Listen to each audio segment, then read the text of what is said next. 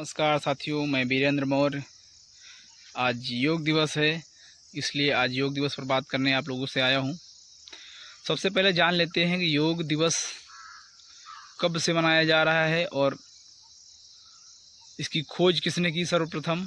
सबसे पहले ये जान लेते हैं साथियों, भारत में 563 ईसा पूर्व तथागत शाक्य मुनि भगवान गौतम बुद्ध का जन्म हुआ और उन्होंने योग, साधना, मार्शल आर्ट, विपश्यना जैसी शिक्षाओं की खोज की और हमारे देश से बाहर चीन, जापान, कोरिया, थाईलैंड, ताइवान इत्यादि बहुत से ऐसे देश हैं जहां पर आज भी मार्शल आर्ट, विपश्यना को लोग अपना रहे हैं, फॉलो कर रहे हैं। लेकिन हमारे देश भारत में मौर्य काल के बाद 184 ईसा पूर्व में बृहदत्त मौर्य एक सम्राट थे और उस समय उनका सेनापति जो था वो पुष्यमित्र शुंग था। उस समय उसका एक गुरु था जिसका नाम पतंजलि था। उसने बड़ी चालाकी से, बहुत ही चालाकी से बुद्धिज़्म के योग को वहाँ से कॉपी किया, जो कि बहुत छोटा सा रूप है। ये भगवान बुद्ध का बहुत छोटी सी शिक्षा है। ये इसको यहाँ से कॉपी किया उसने, पतंजलि ने, और उसमें अपना लेवल लगा करके इसको पूरी दुनिया में ऐसा प्रचारित किया कि नहीं, ये जो है तो ये हमारी खोज है। और आज लोग उसको यही समझ रहे हैं। आज पूरी दुनिया में एक संदेश दिया जा रहा है कि नहीं, ये योग जो है वो सनातन धर्म की खोज है, जबकि वास्तव में वो भगवान बुद्ध ने उसकी खोज की। और भगवान बुद्ध ने योग के साथ साथ विपश्यना, साधना, मार्शल आर्ट की भी खोज की थी। तो ये लोग इतने शातिर हैं कि इन लोगों ने बहुत ही चालाकी के साथ अपना टैग, अपना लेबल लगा दिया योग में, और आज योग की ब्रांडिंग कर रहे हैं ये लोग। आप लोग देख रहे होंगे कि पिछले 5-6 वर्षों से योग की ब्रांडिंग हो रही है, अपना लेबल लगा करके। और एक महत्वपूर्ण बात आप लोगों को मैं बताऊं कि योग दिवस जो मनाया जा रहा है, अंतर्राष्ट्रीय योग दिवस, इसका जो डेट फिक्स किया गया है वो डेट फिक्स किया गया है 21 जून। और आप लोग तो जानते ही होंगे कि जो जून और मई का महीना होता है उसमें पूरा भारत लगभग भीषण गर्मी, लू की चपेट में होता है। ऐसे में 21 मई की डेट, 21 जून की डेट इन लोगों ने क्यों चुना, इस पर आप लोग गौर करेंगे तो पाएंगे कि आरएसएस के संस्थापक बलराम हेडगेवार, वो 21 जून को उनकी मृत्यु हुई थी। तो उनकी मृत्यु को, उनके स्मृति दिवस को यादगार बनाने के लिए इन लोगों ने 21 जून का दिन चुना और 21 जून को चुन करके इसी दिन पूरे देश पे योग दिवस के नाम से थोपने का काम किया। आज हमारे लोग जो हैं वो नहीं जान पा रहे हैं इस चीज़ को कि ये 21 जून को योग दिवस क्यों मनाया जा रहा है। अगर वास्तव में आपको योग मनाना ही था, योग दिवस, तो आप बुद्ध पूर्णिमा को मना सकते थे, जिसमें थोड़ा कम गर्मी होती है, या आप गुरु पूर्णिमा जब बरसात होती है तब आप मना सकते हैं। लेकिन नहीं, इन्होंने तो बुद्धिज़्म का कॉपी किया है ना, इसलिए ये लोग ऐसे दिन को चुन रहे हैं कि अभी तो 21 जून को सिर्फ योग दिवस के रूप में मनाया जा रहा है। कुछ दिन बाद ये लोग धीरे से हेडगेवार का एक फ़ोटो साथ में चिपका देंगे और हमारी आने वाली पीढ़ी के ऊपर बिल्कुल थोप देंगे कि नहीं, हेडगेवार जो हैं वो योग के लिए उन्होंने संघर्ष किया और मर गए। तो हमारी जो आने वाली पीढ़ी है वो तो यही जानेगी कि नहीं, वास्तव में हेडगेवार जो है, इन्होंने योग को भारत में पुनः जिंदा किया।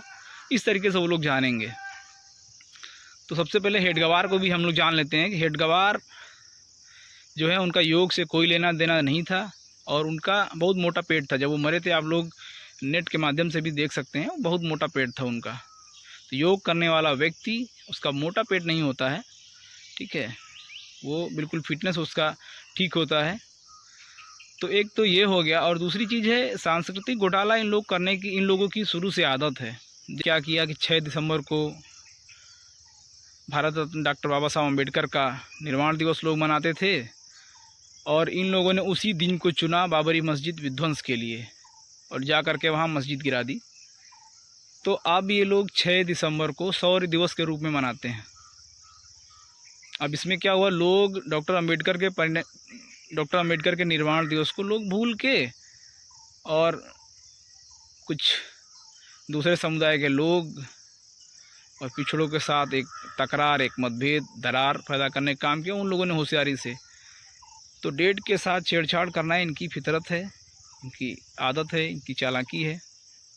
अब लोग इनकी इन चालों से सावधान रहिए, सजग रहिए। साथियों, योग की ज़रूरत है भी किसे। मैं कुछ दिन पहले देख रहा था कि किसी अखबार के माध्यम से मुझे जानकारी हुई थी कि भारत में 20 करोड़ लोग भूख से मर रहे हैं या भूखे सोते हैं। तब ऐसे में लोगों को भोजन की ज़रूरत है कि योग की। योग तो उनके लिए है जिनका पेट भरा हुआ है।